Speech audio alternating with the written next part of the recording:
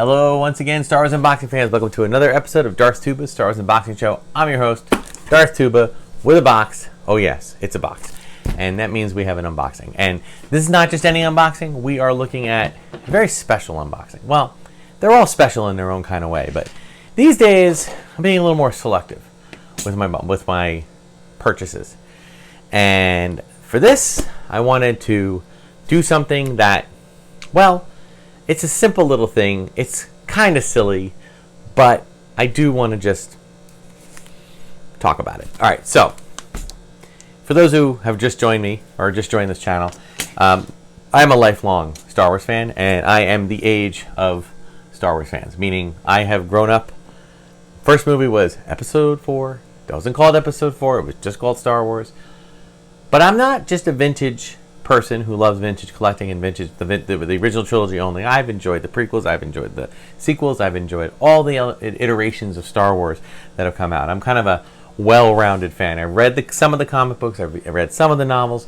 I'm not as connected to those, but I do love all moving media Star Wars that has come out. Of course, my more nostalgic part of me gravitates to the vintage collection. I was able, over the course of the 78 to 84, collect all of the figures and from all the vintage line of figures, the Star Wars, Empire, Jedi, Power of the Force. Okay, I even collected a handful of the droids and Ewoks figures that came out from the cartoon series.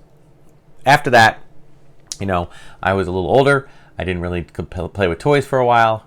Okay, kind of became more of a nostalgic collector thing later in life. But I did manage in that time frame to collect all of the figures. However, there was one vintage figure, just one, that I did get, but I was at that point where I said, I should probably keep this one in the card. Why did I say that? I don't know. I think it was just, at that time, I wasn't playing with them as much. I was just kind of, and I've been hearing people say, if you left them in the card, it would be worth so much more. So I was like, well, maybe I'll just keep this one in there. Actually, I kept like maybe 3 or 4 of the figures from the later releases in their cards. You know, and I just put them away. The rest of them, every other figure, I took out of the package and played with and had a lot of fun with, and they ended up in a shoebox somewhere. Fast forward a few years later, I am an adult. I'm living in a house. I have my own means of displaying my collection if I want. So I ended up with a casing or actually 3 casings, I think, might even be 4 casings, that I put all of my vintage loose figures in. It's a really nice case, and I actually picked up a few more that I was using for other things. So I just kept them all up there, and I released, and I put them all kind of in order of release or in order of the way the cards work, and I just kept them there. But I looked, and more recently, I realized there was one figure that I didn't have in the grouping of them all. One. And it was an Ewok. Yes, an Ewok. Now, they only made a handful of Ewok figures, and some of them look kind of similar. So I was kind of excited to try to find it, so I went on eBay and I looked.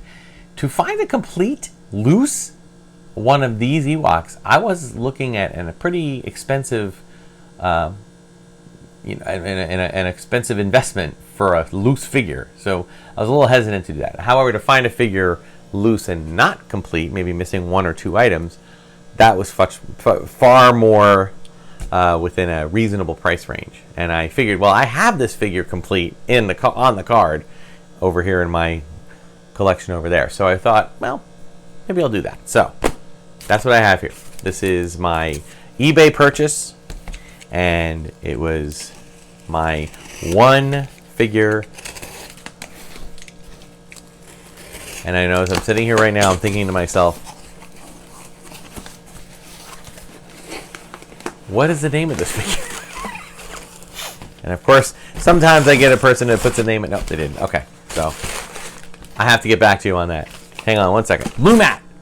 That's the figure. Lumat. Lumat. Lumat, the Ewok, from the Power of the Force line. And when I say Power of the Force, I mean the original Power of the Force. anybody who started collecting figures in the 90s will remember the Power of the Force, but collectors called it Power of the Force 2 because there was already a Power of the Force line. It was the last line of movie-related Star Wars figures. It came out in 84, 85, around that time. It's the ones that included the coin. So as I said, I have the figure carded, but I didn't have one loose. So not until today. I'm very excited because after this quick thing, I'm going to put it into my little collection of things here. Okay. There he is. There is the figure. Lumat. Lumat the Ewok. Not sure if this figure is indeed seen in the movie other than just a random Ewok running around and they just decided to give one of them a name. But there he is. He did come with his headpiece. He did come with his little satchel there that looks like, I think it has an arrow in it. And what he didn't come with is his bow for his bow and arrow. So, as I said, I have it. I'll show you that. But this is the loose figure. The only loose figure I didn't have. Now, I look at this figure and I think, did I not have this loose figure? Because if you've watched my show since the beginning, you'll know that I'm not one who gets too attached to the items thinking that they're going to be like worth hundreds and hundreds of dollars. So when my daughter was of age, meaning elementary, middle school, in that little tween age, she kind of had a thing for Star Wars. She had a thing for the Ewoks. She liked the Ewoks. So I took my Ewok village and I gave it to her. I took a bunch of the Ewoks and I gave it to her. And then I even let her go through the collection and take a few more items down off the thing. And I gave them, she went after a lot of the Ewoks. So she went after a lot of the carded ones from the later years, the 90s, 2000s. And I said, you play with them all you want. Just keep them when you're done playing them, just put them in this bin. And then take them out and play with them again and just put them in the bin. And she did it for a while. And it was a phase, she didn't do it forever. She eventually went on to other things. And then I just took the bin back and, some weapons were missing and something, but I didn't care. My daughter was playing with them. They're toys. They should be played with. Come on, comment if you agree, comment if you disagree. But, yes, I admit, some things are worth more than others. There might have been one or two things I might have said, maybe not play with that one. But the vast majority of the toys she had access to. But she really just gravitated to the Ewoks. She liked them. So there's Lumat. It's really good condition, actually. It's like no scuff marks. Really, really good, actually. I'm probably better than most of my other figures. So why don't we do this? First, I'm going to show you this figure in the card, and then I'll put him in his little casing, and I'll show you that. Okay, you can see these are my carded collections. It's amazing how much, this is vintage collection figures, but all of these figures are, in fact, damaged in some way. They may have, like, if you look up top here, you can see this one's got damaged bubble, or not damaged bubble, but damaged peg hook. It's got a price sticker, okay? But even these are now fetching a pretty penny these days. So, come down here, and there is Lumat. You can see, there he is. He's got his little bow. Also comes with the coin. So he is, in fact, a loose figure now. And now, in this case, but I'll tell you, my loose figure almost looks a little better than this one. It's got a little discoloration, but there you go. All right, so we have a carded Lumat, but now we can add him to the collection of the loose figures. So there you can see, sorry for the reflection, all of my figures. Working way down, you can see my little mirror high. These are really cool displays for the figures.